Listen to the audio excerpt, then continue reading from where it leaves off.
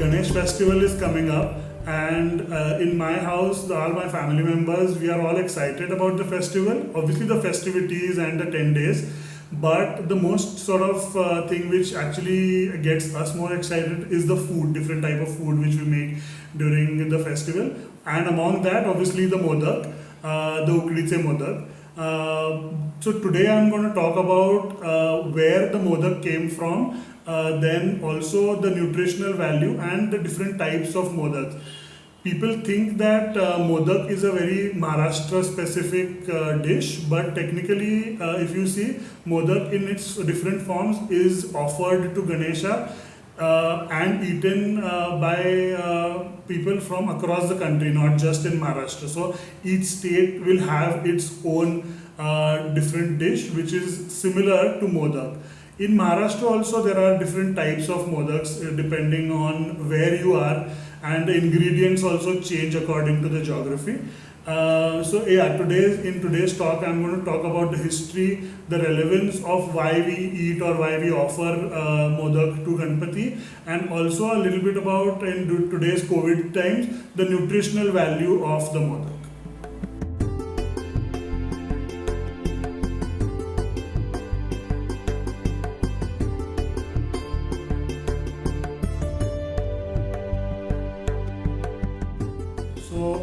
Talking a bit about the history of Modak, like how it came to be, in the form that we serve it today.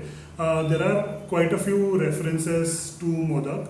One reference which Mr. K.T. Acharya's book talks about, the historical dictionary of Indian food, where he explains the relevance to different types of Indian sweets. In that, he says that the Modak term comes like a connotation of the word laddukam or laddus. So laddus, obviously we know that they've been in use for a long time. They were first mentioned obviously in the Mahabharata, and then also in Sushruta Samhita, where they talked about the medicinal properties of the laddus in different forms. So til, khobra, all these type of ingredients which make a laddu, or seeds or groundnuts. So they make the laddu very medicinal, and with the use of either honey or jaggery as a sweetening agent. So this the Modak actually term comes from that name laddukam, and it's a connotation of that word. But in terms of Modak, if you see the word in itself, it is something which makes you happy. Mod means happy, so something that makes you happy.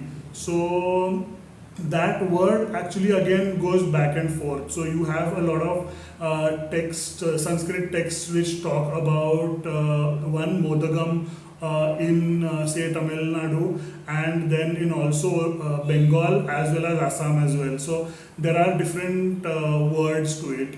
Mythologically, if you speak, there are many stories of the Modak related to Ganpati, on why it came to be offered to Ganpati in our form today, the way we celebrate the festival. One, I think the most interesting bit was when Ved Vyas requested Ganpati to write the epic or complete the epic Mahabharata. Ganpati laid out a term that he will help him write the epic only if he recites it continuously. But Vedvyasa's condition was that Ganpati has to understand each and every verse and then write it. So when they started it, obviously Ganpati had this power of continuously writing of knowledge and wisdom. So he understood every verse as Vedvyasa recited it, and obviously Vedvyasa couldn't take a break because they had decided that it's going to be a continuous process. And in that, Vedvyasa decided that he is going to offer Ganpati a modak or something sweet, so that Ganpati will stop writing, and then he will have a little bit of a break and compose his thoughts about the Mahabharata. So this is one very interesting story which talks about Modak and Ganpati. The other interesting story, which is when Shiva and Parvati and Ganpati were went to Anusuya's house, or Rishi Atri's wife house, and then she offered a meal to Ganpati, and then Shiva requested for the meal, but she said that I will be able to serve you only after Ganpati is full. So to everybody's surprise, Ganpati never got full, and that is the reason in there was a chance that Shiva will not get any food. So in that case, she offered a sweet or a dumpling to Ganpati, and that made him completely full, and Shiva could then get his share of the food made by Anusuya. So this was another story, and then there is another very interesting story, which again is a little bit of a folklore or a story which kids teachers will tell kids, is that the gods offered a modak, a special modak with special powers of wisdom and knowledge to Shiva and Parvati, and they told that whoever consumes that modak will be knowledgeable and very wise. So Parvati wanted both her sons to have the modak, but they couldn't decide who is going to have the modak. So they kept fighting. Kartikeya and Ganpati kept fighting over that modak. So Parvati decided to put them on a test. So she told them that you have to take the round of the 3 times you have to take the round of the world, and whoever finishes first will get the special modak. So Kartikeya got ready and actually made the 3 rounds of the earth. Ganpati didn't move from his place, and eventually when Kartikeya was going to finish his 3rd round, he just went around 3 times around Parvati and Shiva, and said, the reference was that he said that you two are, or my family or my parents are my world. So he made a round around Shiva and Parvati 3 times. Impressed by this, she offered this special modak to Ganpati. So these are sort of the interesting stories. There are many others, like everywhere you go, every folklore will talk different things about how Ganpati reveres or loves modak, or how it was offered to him first. And in those references, now today what we celebrate or offer Ganpati the modak during the festival is what. So these are the original stories, or these are the mythological stories which are associated with modak and the Ganpati.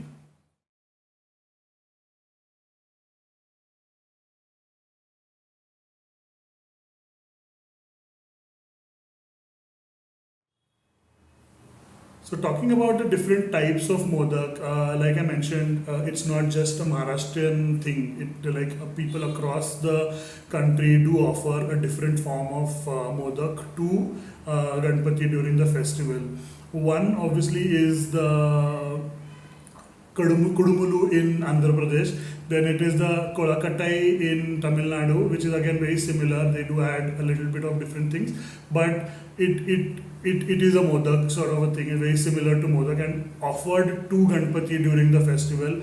In Karnataka, you obviously have the Kadubu, which is also offered in their form, in a form of a karanji or a gujia style, but essentially it's the same, of rice flour dumpling with jaggery and coconut filling inside, in addition to a few other things. So if you see in Maharashtra particularly, as you go across the regions, the type of modak changes. So like the most prevalent ones, obviously we have the Ukdiche modak from the Konkan coast, and then you have, if you go towards the Desh side, then obviously you have the Talniche modak. So the Ukdiche modak, obviously you have a rice dumpling which is steamed, and the filling is generally coconut, jaggery and cardamom.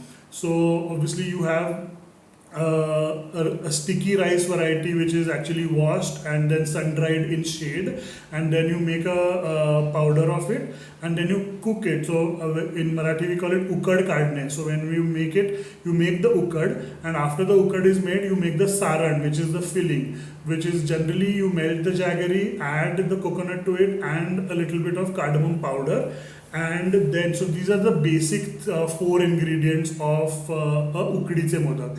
Then you obviously make So there's a different type of style of making ukdीचे modak. Is that for the you have to make it pleated. So you have to actually make a small puri, a round puri, and then make the filling, and then you have to pleat the modak. So the pleating of the modak is the real art.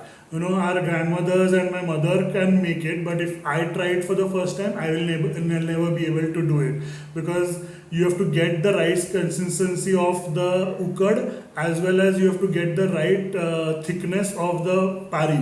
So then that is actually something which is very crucial.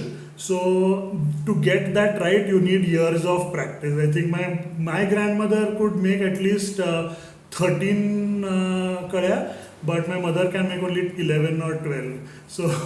So that's something which is very interesting, like every household. So even during Ganesh festival, if a new bride is in the house, she has to be trained to make the karya basically, or the pleats of the modak. So that is a very interesting story about the pleats of the modak. So that to get that right is the most crucial thing. If you go, like I said, if you go towards the Desh, it is generally the fried modak or talnize modak. So that is made from either rice flour or wheat flour or maida, because rice is not much available in that region. Even the filling is generally, the filling varies basically. Generally it is dried coconut, because fresh coconut is not available and not abundant. It's available, but it's not abundant as it is in the Konkan coast. So, and then there's a mixture of either jaggery and then a little bit of khaskhas to it as well. So these are the type of sweet modaks which are generally offered. They're very interestingly, during the sweet modak, there's also a upvas version of it, where the top portion is made from varai, and then there is also a savory upvas. So savory upvas modak. So varai is something which is generally eaten during fasts in Maharashtra and in the country. So they make the ukad or the pari from varai, and then the filling is again something which is very comfortably okay for fasting. And then there's a savory bit also, which is eaten with danechi amti, which is a curry made from groundnuts. So that's a very rich curry made from groundnuts. So generally this is actually the savory bits, or the modkachi amti is something which is made after you've eaten a lot of sweets for the 10 days of the Ganesh festival. Generally towards the latter end of the festival, you make the modkachi amti. So there's a normal modkachi amti also, which is made in a lot of households. So that is the besan covering, and the inside is again dried coconut, a little bit of ginger, chilies, a little bit of sugar as well, and to make it a little sweet as well as savory. And you eat it with a amti, which is like a dal which is made using a saring agent, generally kokum or tamarind. So which is a regular amti, and then you eat it like sort of a one pot dish. So this is something which is also very unknown, like a lot of people don't know about this, but modkachi amti is extremely delicious, and a lot of people, like a lot of food writers relate that to a Marathi ravioli. So it's an amti or a dal with a little bit of dumplings, which is like a pasta.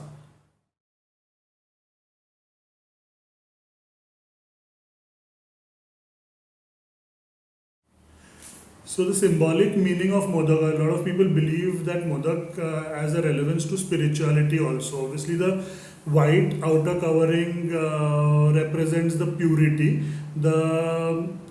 In the filling of the jaggery in the filling represents the sweetness, and then obviously the coconut represents the abundance. But when you close the modak, the peak actually represents a spiritual realization. So a lot of people believe in this. So a lot of people also believe it has a symbolic meaning, because modak literally means something which will make you happy, or something that makes you happy.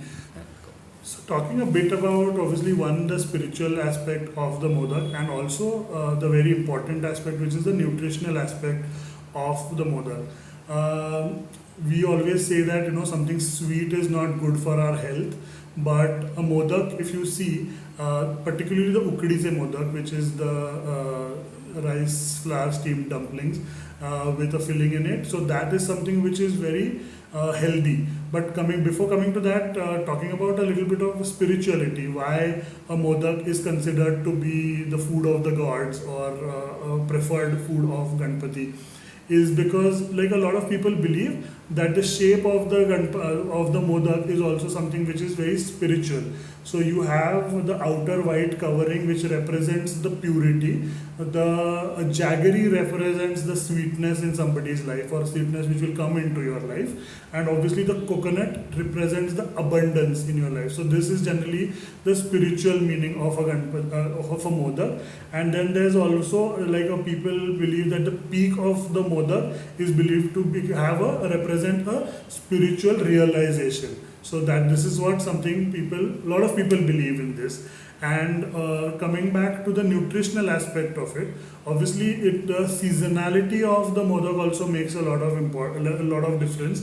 It is offered offered to Ganpati during the festival, which is somewhere around September. So that is the time when the local varieties of rice, particularly in the Konkan region and the Mawar region, is something where we harvest the fresh rice. So when we make the modak also, we need a fresh rice, not an aged rice. So an ambe mohor or an indrayani tandul is something, or a rice variety is what we use. A fresh one or a newly harvested rice is what we generally use to make the modak. So again, that is also very healthy, and it becomes healthy after you add in a little bit of ghee in it, basically. So everything in a modak or everything in an ukdiche modak has low glycemic index. So rice, even if it doesn't have a low glycemic index, the moment you add a dollop of ghee on top of it, it makes it healthier. So similarly, jaggery also will help, even if it's sweet or has a little bit of calorific value, but it is still healthy for you. Similarly, same with coconut. So everything is actually a very balanced, it's a balanced meal.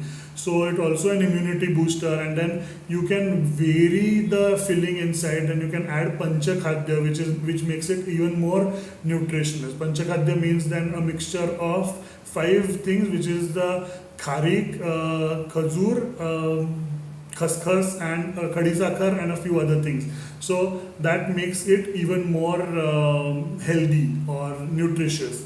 So without further ado, I'm actually very hungry right now, so I'm going to enjoy a modak myself.